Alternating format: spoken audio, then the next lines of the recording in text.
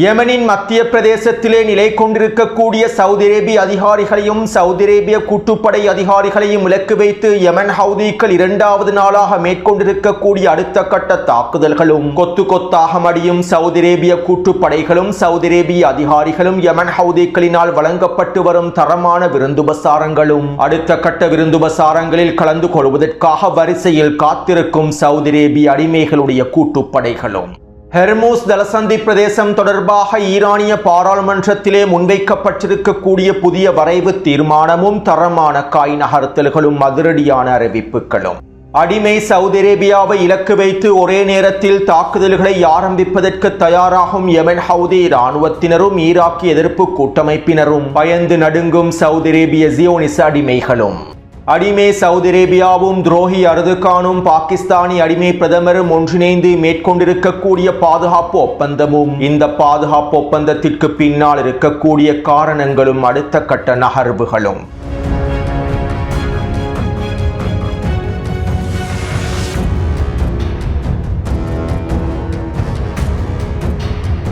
ஈரானுக்கு எதிரான போர் ஆரம்பிக்கப்பட்டதற்கு பின்பு சவுதி அரேபியாவினுடைய எண்ணெய் வர்த்தகமானது மிகப்பெரிய தோல்வியை நோக்கி நகர்ந்து கொண்டிருக்கின்றது. ஹெர்மூஸ் ஜலசந்தி பிரதேசம் முழுமையாக இழுத்து மூடப்பட்டதற்கு பின்பு சவுதி அரேபியா அதனுடைய கிழக்கு பகுதியிலிருந்து மேற்கு துறைமுகமான யன்பு துறைமுகத்தை நோக்கி எண்ணெய் குழாய்கள் வழியாக அதிகளவான எண்ணெய் விநியோகத்தை மேற்கொண்டது. ஹெர்மூஸ் ஜலசந்தி பிரதேசம் மூடப்பட்டாலும் சவுதி அரேபியாவினுடைய எண்ணெய் வர்த்தகம் தொடர்ச்சியாக நடைபெற வேண்டும் என்கின்ற காரணத்தினால் சவுதி அரேபியா குறித்த எண்ணெய் குழாய்களை பயன்படுத்தி அதிகளவான எண்ணெய்களை சவுதி அரேபியாவின் கிழக்கு பகுதியிலிருந்து மேற்கு துறைமுகமான யன்பு துறைமுகத்தை நோக்கி நகர்த்தியது. ஹெர்மூஸ் ஜலசந்தி பிரதேசத்தை பயன்படுத்தி மேற்கொள்ளக்கூடிய எண்ணெய் விநியோகத்தை விட மிகப்பெரிய எண்ணெய் விநியோகத்தை குறித்த எண்ணெய் குழாய்கள் மூலமாக மேற்கொள்ள முடியாவிட்டாலும் சவுதி அரேபியாவினுடைய ஏற்றுமதியையும் எண்ணெய் விநியோகத்தையும் பூஜ்ஜியமாக்காமல் இருப்பதற்காக குறித்த எண்ணெய் குழாய்களை பயன்படுத்தி சவுதி அரேபியா எண்ணெய் விநியோகத்தை மேற்கொண்டது.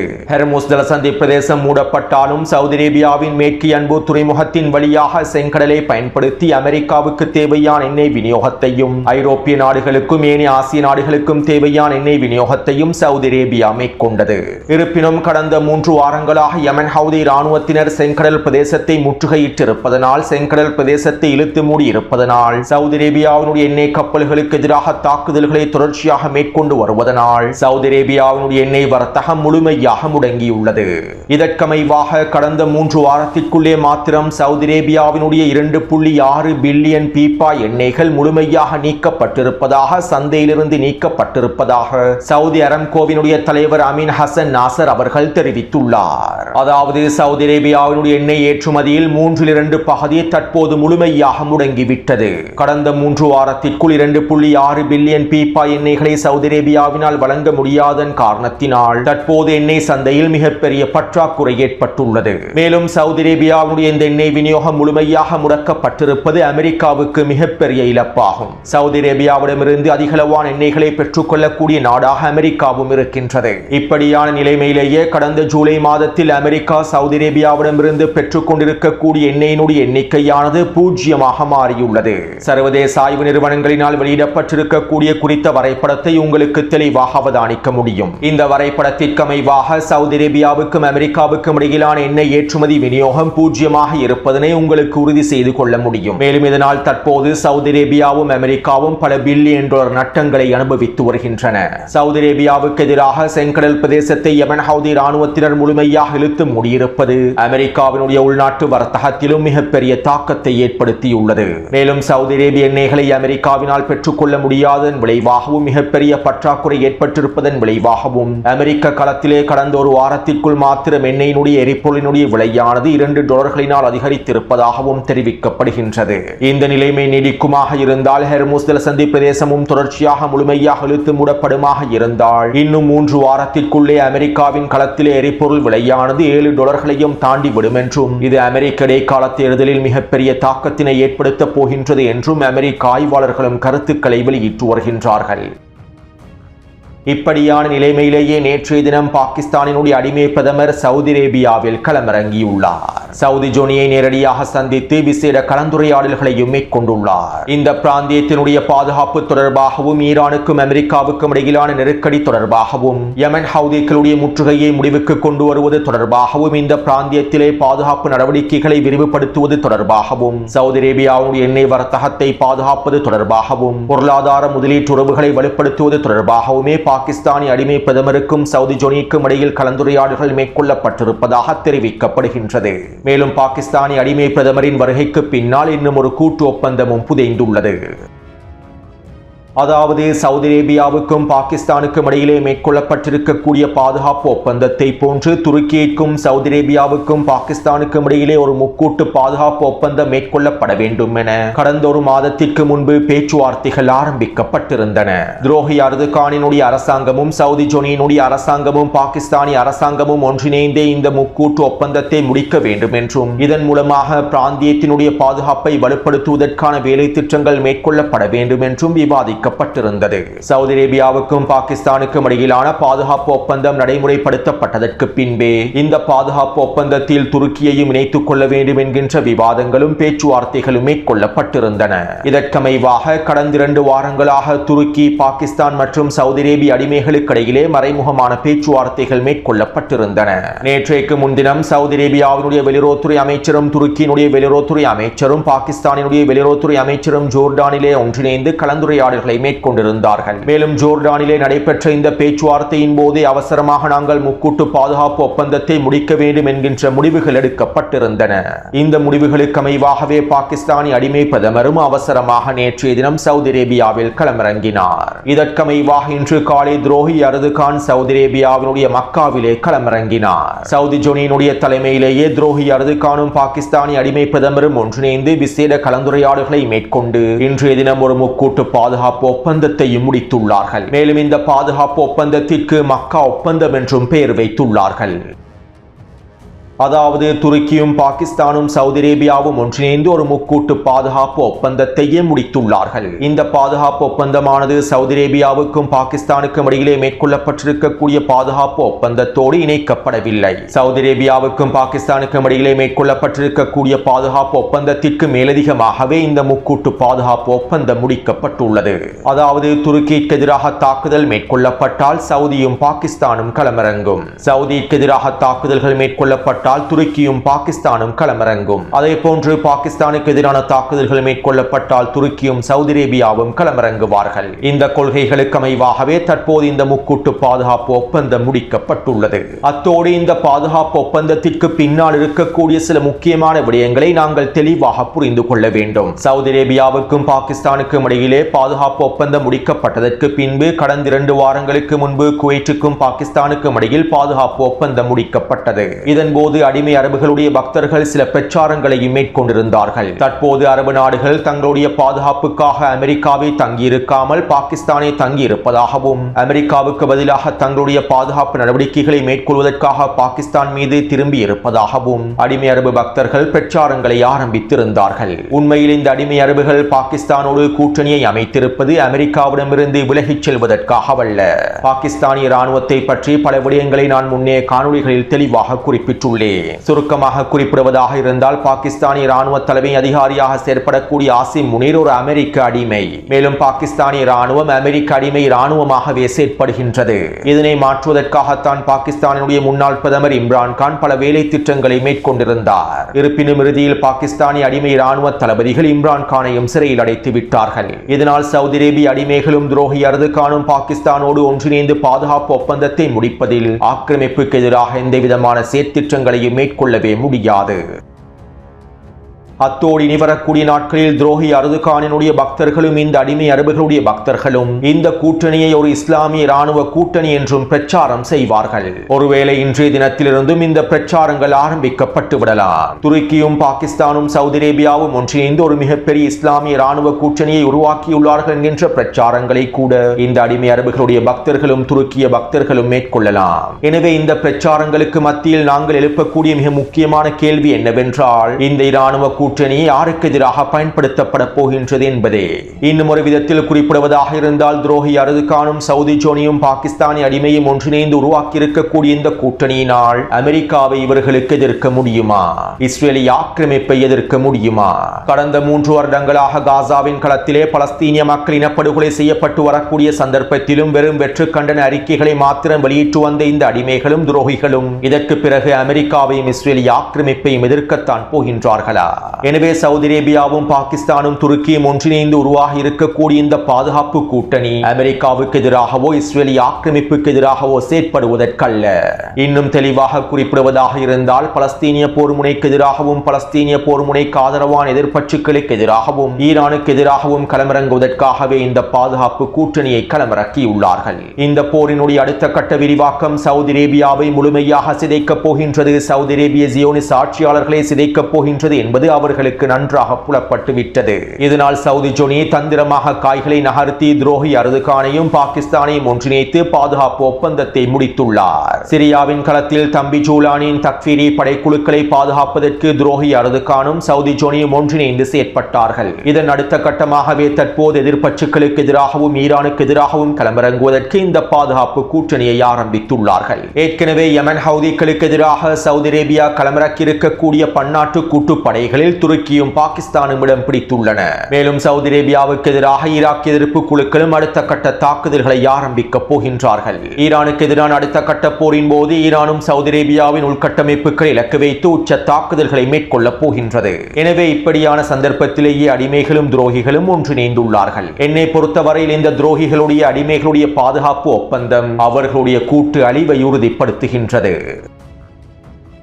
அடுத்து ஈராக்கிய எதிர்ப்பு குழுக்கள் ஈராக்கிய அரசாங்கத்திற்கு இறுதி காலக்கெடுவை விதித்திருந்தார்கள். சவுதி அரேபியாவும் அமெரிக்காவும் ஒன்றிணைந்து ஈராக்குள்ளே மேற்கொண்டிருக்கக்கூடிய தாக்குதல்களுக்கு ஈராக்கிய அரசாங்கம் உத்தியோகபூர்வமான பதிலடிகளை சவுதி அரேபியாவுக்கு எதிராக மேற்கொள்ள வேண்டும். சவுதி அரேபியாவுடனான பொருளாதார வர்த்தக தொடர்புகளையும் முறித்துக் கொள்ள வேண்டும். சவுதி அரேபியாவுடனான ராஜதந்திர தொடர்புகளை முறித்து சவுதி அரேபியாவுடைய தூதரையும் வெளியேற்ற வேண்டும். மேலும் சவுதி அரேபியாவுக்கு தகுந்த பதிலடிகளையும் வழங்க வேண்டும் என ஈராக்கிய எதிர்ப்பு குழுக்களுடைய தலைவர்கள் ஈராக்கிய அரசாங்க காலக்கெடுவை விதித்திருந்தார்கள். மேலும் இந்த காலக்கெடுவானது நாளைய தினம் முடிவடைய போகின்றது.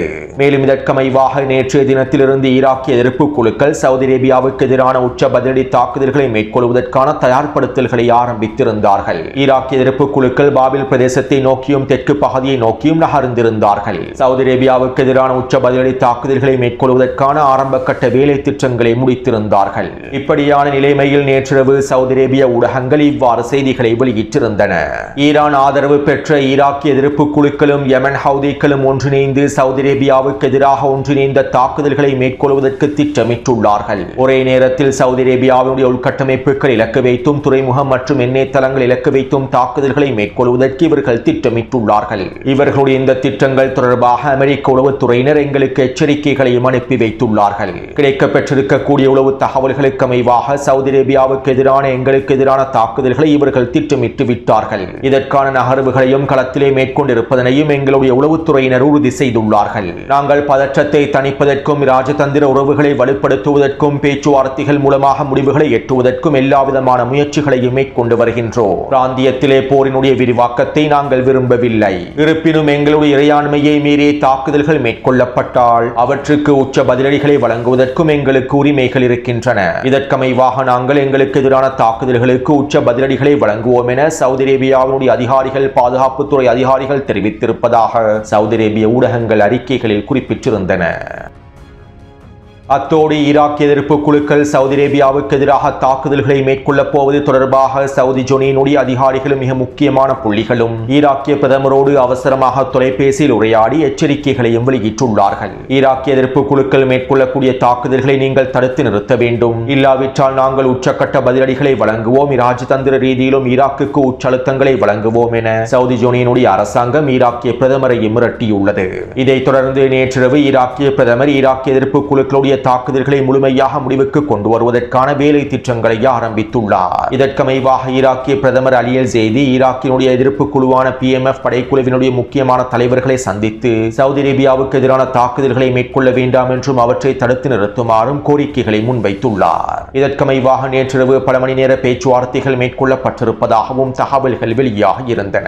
இருப்பினும் ஈராக்கிய எதிர்ப்பு குழுக்கள் சவுதி அரேபியாவுக்கு எதிரான பதிலடி தாக்குதல்களை தொடரப் போவதாகவே தெரிவித்து வருகின்றார்கள். மேலும் ஈராக்கிய களத்திலே ஈரானின் IRGC ராணுவத்தின் நேரடியான கட்டுப்பாட்டுக்கு கீழால் இயங்கக்கூடிய ஈராக்கிய போராளிகள் நிச்சயமாக சவுதி அரேபியாவுக்கு எதிரான தாக்குதல்களை மேற்கொள்வார்கள் என்றும் எதிர்பார்க்கப்படுகின்றது. அதாவது இன்னும் 24 மணித்தியாலத்திற்குள் அல்லது 48 மணித்தியாலத்திற்குள் ஈராக்கிய போராளிகள் சவுதி அரேபியாவுக்கு எதிரான தாக்குதல்களை ஆரம்பிக்கப் போகின்றார்கள். சவுதி அரேபியாவுடைய எண்ணெய் தளங்களை இலக்கு வைத்தும் எரிவாயு தளங்களை இலக்கு வைத்தும் மிக முக்கியமான அரம்கோ எண்ணெய் உற்பத்தி தளங்களை இலக்கு வைத்தும் சவுதி அரேபியாவுடைய துறைமுகங்களை இலக்கு வைத்தும் தாக்குதல்களை ஆரம்பிக்கப் போகின்றார்கள். மேலும் இந்த தாக்குதல்களின் போது யமன் ஹவுதி ராணுவத்தினரும் சவுதி அரேபியாவின் உள்கட்டமைப்புகளை இலக்கு வைத்து தாக்குதல்களை மேற்கொள்வார்கள் என்றும் எதிர்பார்க்கப்படுகின்றது.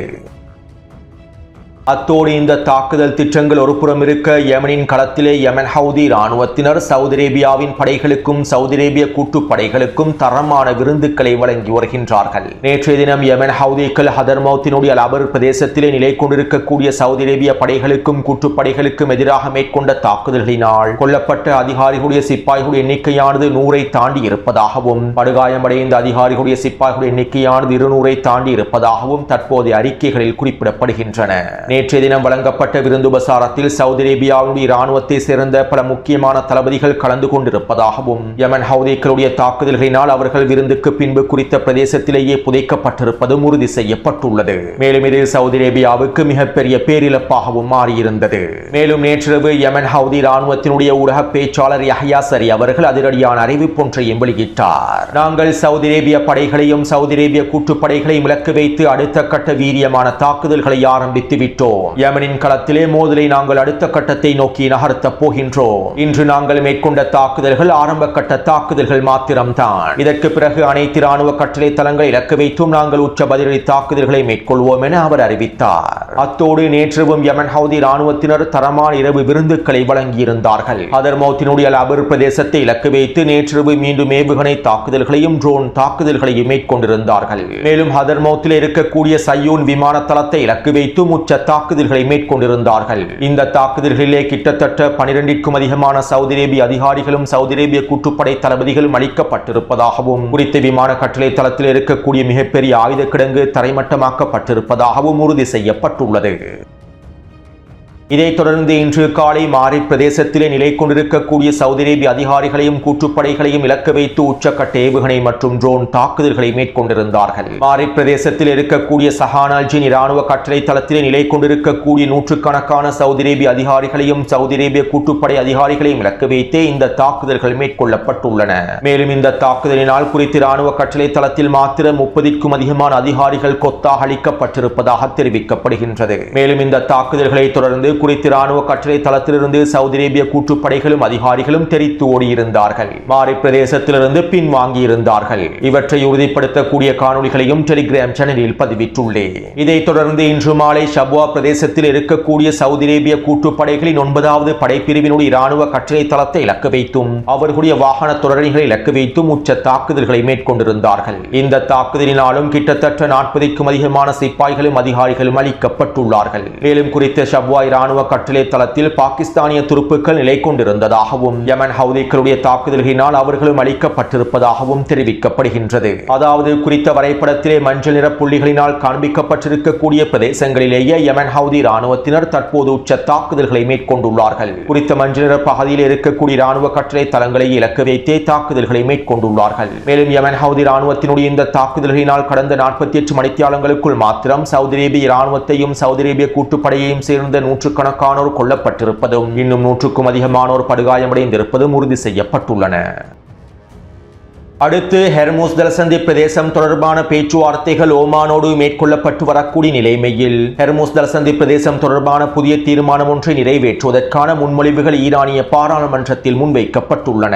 மேலும் முன்வைக்கப்பட்டிருக்கக்கூடிய குறித்த தீர்மானத்திலே இவ்வாறு தெரிவிக்கப்பட்டுள்ளது. இதற்கு பிறகு ஹெர்முஸ் ஜலசந்தி பிரதேசத்திலே கப்பல்கள் பயணிக்க வேண்டுமாக இருந்தால் அதற்கு சில நிபந்தனைகள் இருக்க வேண்டும். யாருடைய கப்பல், எந்த நாட்டினுடைய கப்பல் பயணிக்க வேண்டும் என்பது தெளிவாக வரையறுக்கப்பட வேண்டும். இதற்கமைவாக அமெரிக்கா மற்றும் இஸ்ரேல் ஆக்கிரமிப்போடு சம்பந்தப்பட்டிருக்கக்கூடிய கப்பல் நிறுவனங்களுடைய கப்பல்களும் எண்ணெய் கப்பல்களும் ஹெர்முஸ் ஜலசந்தி பிரதேசத்தினூடாக அனுமதிக்கப்படக்கூடாது. இராணுவ மற்றும் பொதுமக்களோடு சம்பந்தப்பட்டிருக்கக்கூடிய இஸ்ரேலிய ஆக்கிரமிப்புக்கு சொந்தமான நேரடியான எந்த ஒரு கப்பலும் ஹெர்முஸ் ஜலசந்தி பிரதேசத்தினூடாக அனுமதிக்கப்படக்கூடாது. எதிர்ப்பற்றுகளுக்கு எதிராக தடைகளை விதிக்கக்கூடிய நாடுகளுடைய கப்பல்களும் ஹெர்முஸ் ஜலசந்தி பிரதேசத்தினூடாக பயணிக்கக்கூடாது. ஈரானுக்கு எதிராக சேதம் விளைவித்திருக்கக்கூடிய நாடுகளும் தனிநபர்களும் ஈரானுக்கான இழப்பீடுகளை முழுமையாக வழங்கும் வரை குறித்த நாடுகளுடைய கப்பல்களும் ஹெர்முஸ் ஜலசந்தி பிரதேசத்தினூடாக பயணிக்கக்கூடாது. அதே போன்று ஹெர்முஸ் ஜலசந்தி பிரதேசத்திலே விதிமுறைகளை மீறக்கூடியவர்களுக்கு, ஈரான் விதித்திருக்கக்கூடிய விதிமுறைகளை மீறக்கூடியவர்களுக்கு குறித்த கப்பலில் இருக்கக்கூடிய சரக்குகளின் பெறுமதியின் 20% அபராதமாக விதிக்கப்பட வேண்டும். அதே போன்று ஈரானிய ஆயுதப்படைகளினால் உருவாக்கப்பட்டிருக்கக்கூடிய வழித்தடத்தை பயன்படுத்திய கப்பல்கள் பயணிக்க வேண்டும் என குறித்த வரைவு தீர்மானத்தில் நிபந்தனைகள் முன்வைக்கப்பட்டுள்ளன.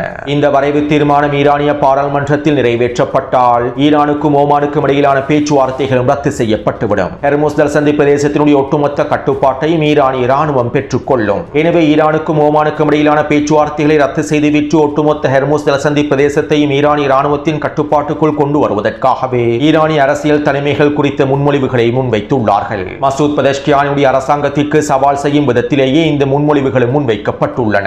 மேலும் இந்த முன்மொழிவு நிறைவேற்றப்படுமாக இருந்தால் மசூத் பெஸஷ்கியானுடைய அரசாங்கத்தினால் ஹெர்முஸ் ஜலசந்தி பிரதேசம் தொடர்பான எந்தவிதமான ஒப்பந்தத்தையும் நடைமுறைப்படுத்தவும் முடியாது. அத்தோடு ஓமானோடு மேற்கொள்ளப்பட்டு வரக்கூடிய பேச்சுவார்த்தைகளுக்கு ஈரானிய உச்ச தலைவர் இன்னும் எந்தவிதமான இறுதி உத்தரவுகளையும் பிறப்பிக்கவில்லை. குறித்த ஒப்பந்தத்தை நடைமுறைப்படுத்துவது தொடர்பாக எந்தவிதமான அறிவிப்புகளையும் ஈரானிய உச்ச தலைவர் வெளியிடவில்லை என்பதும் குறிப்பிடத்தக்க விடயமாகும். இதனால் தற்போது பேச்சுவார்த்தைகள் முடங்கி இருப்பதாகவும் சில ஆதாரங்கள் குறிப்பிடுகின்றன. எனவே இந்த காணொளி தொடர்பான கருத்துக்களை பதிவிடுங்கள். தொடர்ந்தும் என்னுடன் இணைந்திருங்கள். நன்றி, வணக்கம்.